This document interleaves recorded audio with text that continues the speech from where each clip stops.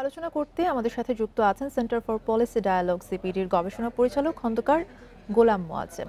আপনাকে স্বাগত জানাচ্ছি ইন্ডিপেন্ডেন্ট সংবাদে। এবং যে বিষয়টি আমি শুরুতেই জানতে চাইবো সেটা হচ্ছে বাড়তি শুল্ক কমাতে গিয়ে যুক্তরাষ্ট্র থেকে আমদানি বাড়িয়ে বাণিজ্যে বিপদ কি আরো বাড়বে কিনা, সেই শঙ্কা কি রয়েছে? দেখুন, প্রথমত আমাদের যেটা এখনো পরিষ্কার না সেটা হচ্ছে সরকার আসলে কি চুক্তি করতে যাচ্ছেন, এবং আমরা আগেই বলেছি এই চুক্তিটি আসলে উন্মুক্ত করা দরকার।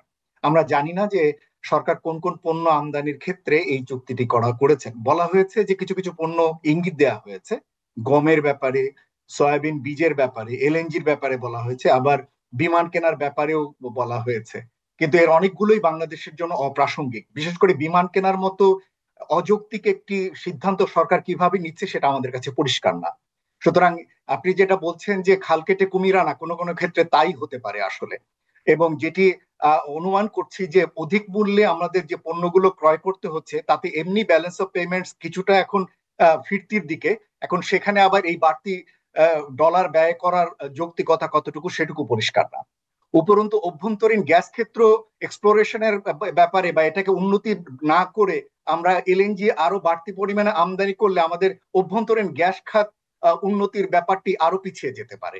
সুতরাং সবকিছু মিলে আমার কাছে মনে হয় যে এই যে বাণিজ্য সিদ্ধান্তের অনেকগুলোই আসলে আন্তর্জাতিক বা প্রতিযোগিতামূলক বাণিজ্য কাঠামোর সঙ্গে সামঞ্জস্যপূর্ণ নয়।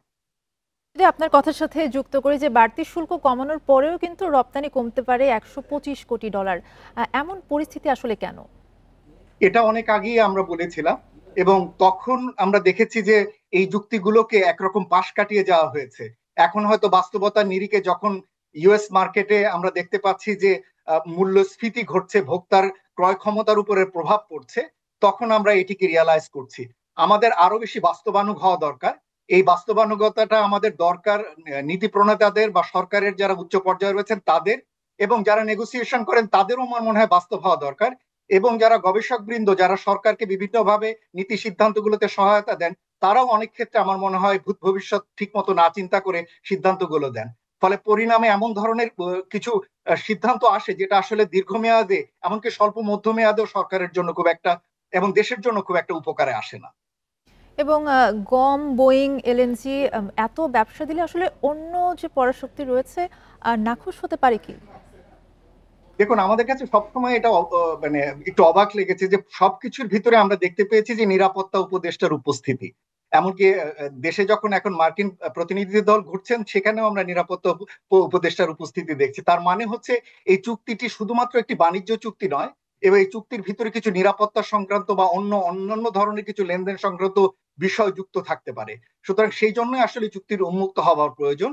এবং একই সাথে যেটি বলছিলাম যে এটি যেহেতু প্রতিযোগিতামূলক কাঠামোতে হচ্ছে না, ফলে এর কারণে আমাদের অন্যান্য যে সমস্ত দেশগুলো রয়েছে তারা তাদের সাথে আমাদের বাণিজ্য সম্পর্ক এবং অর্থনৈতিক সম্পর্কে এর একটা নেতিবাচক প্রভাব পড়তে পারে। এবং আর একটা জিনিস মনে রাখা দরকার, যেভাবে মার্কিন বাজারে এই মুহূর্তে ইন্ডিয়া, ব্রাজিলের মতো দেশ বা চীনের মতো দেশ যখন বাণিজ্যে এখন এক ধরনের প্রতিরোধের সম্মুখীন হচ্ছে, এই দেশগুলো এখন যখন অন্যান্য বাজারগুলোতে কম মূল্যে পণ্য রপ্তানি করতে যাবে, তখন সেখানে কিন্তু আমাদের বাড়তি প্রতিযোগিতার মুখে পড়তে হবে।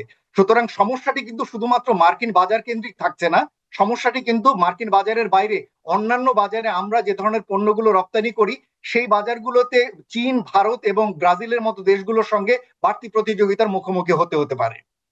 কিন্তু প্রতিযোগিতামূলক কাঠামোতে আসলে কেন হচ্ছে না, আপনার কাছে কি মনে হয়?